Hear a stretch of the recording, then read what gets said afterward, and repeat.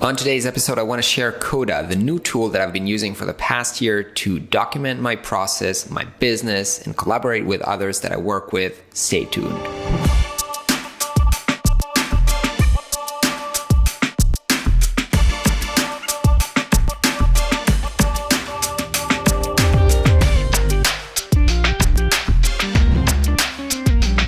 Hey everybody, what's up? So today I want to share Coda. Coda is basically a new docs platform. So it's basically more like, I would say, a Google Doc with maybe Trello or something like that built in. It's really kind of like upgraded kind of docs that you can do a lot of things with, and I'll show you in a second what I'm usually doing with it. You might have heard about Notion lately. I think they're both kind of in the space, and maybe even Airtable. So those are kind of like, I would say, three new tools for the past year that have been kind of going into this smart doc, smart spreadsheet type of product, which I think is really neat, because basically Google Docs or docs in general have kind of stayed the same for the past, I don't know, like 10, 15 years since the invention of the spreadsheet, and having them combined together, combined with other apps and other smart functionality, is something really neat. So let me show you how I work with Coda and what it does for me. So basically, let me just open up Coda in general. It kind of looks like, again, like Google Docs, where you have all your docs here organized. It actually syncs with Google Docs, so you can also see this from Google Doc. Now, one of the cool things that you have here is that you can create kind of like docs within a doc. So this is a master doc, and this is my daily document where I kind of write what happens every day in my business and collaborate with my coach. And notice that every one of these is kind of like a doc within itself, and you can even create kind of like folders within them. So every day, the way that we work is for every week we have a folder, and then we document what happens every day and our calls and everything. But notice how many docs are in here. So there's probably hundreds of docs here, right? There's over 200 days documented here. So this is even like a book. And every one of those documents right here, it kind of looks like a normal Google Doc, but you can start doing stuff really complicated and neat with it. So here's an example of a doc where I've entered a table. Now, the really smart stuff happens with a table. So when you enter a table, and this is a table for my task, for example. So I could write a bunch of tasks here, sort them out based on a project and based on their status.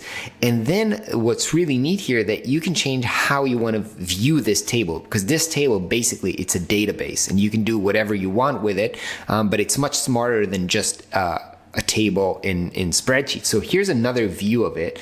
I think you can choose how you view them from here, display. So you can see them either on a table or on cards, which is basically like a Trello thing. I'll show you this in a second. You can view them in a calendar or in a chart or on details.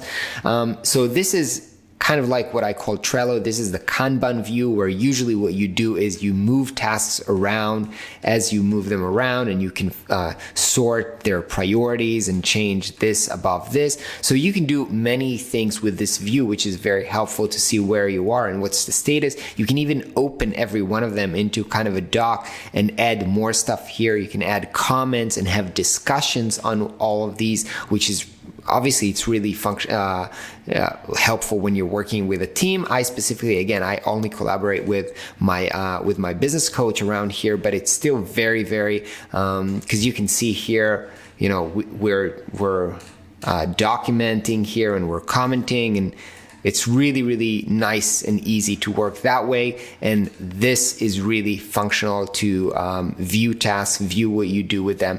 You can also kind of create a lot of automations and sync this into your other apps, kind of like if you work with Slack, even with Figma, you can embed artboards in here. You can do a lot of fancy stuff, which, to be super honest, I don't do most of the fancy app. For me, it's the the biggest value proposition is basically, first of all, having docs within docs. So it's kind of like a nested doc, which really makes, when you have a long or a lot of stuff to review, which is usually specs, maybe specs for websites, or kind of wikis for the team, or managing a knowledge base kind of thing. So this is really helpful to structure it in folders or in subdocs. This is something that's really awesome. And also this view of tables, turning them into kind of like Gantt charts, turning them into to-do lists, all of that stuff is really functional and really nice. The reason I've actually tried most of the apps that I said in the beginning, I think most closely related to Coda is Notion. And to be honest, I think I've given Notion a try, and I moved away from that pretty quickly, just because I realized that they're limiting the free account to something that's like 500 entries, which is basically lines that you can do there, or objects or something like that. So I was afraid that they're going to start charging me money pretty quickly. And so I moved away from that. So I'm not really sure, like, it's possible that this is pretty similar to Notion in terms of functionality, but Coda, I currently use it for free, and I feel really nice for using it for free. Airtable is also pretty cool in terms of the tables and databases, but it's very limited to only that basic view, I feel. And here it's much more flexible in terms of, you can write docs, you can add images, you can add much more functionalities into that. And so I found that Coda works really best for me, again, for documenting and maintaining knowledge bases. Give that a try. I think it can really, if you're working heavily with Google Docs, which I think most of us are these days, give that a try. It's really nice way to collaborate pretty smartly. Hope that was helpful for you. I'll catch you on the next video.